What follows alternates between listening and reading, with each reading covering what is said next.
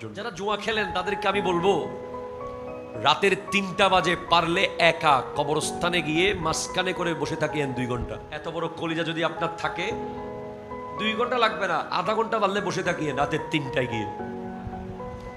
মরার পরে থাকতে হবে না?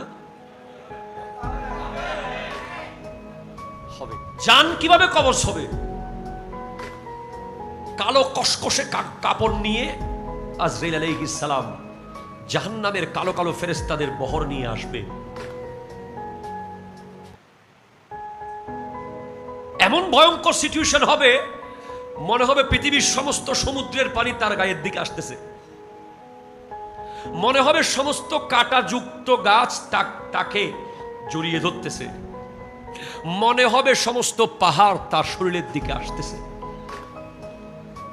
শরীরের প্রত্যেকটা রগে রগে রুটাকে বের করা হবে। চোখ দিয়ে রু বের হবে, নাকের ছিদ্র দিয়ে রু বের হবে, কানের ছিদ্র দিয়ে রু বের হবে।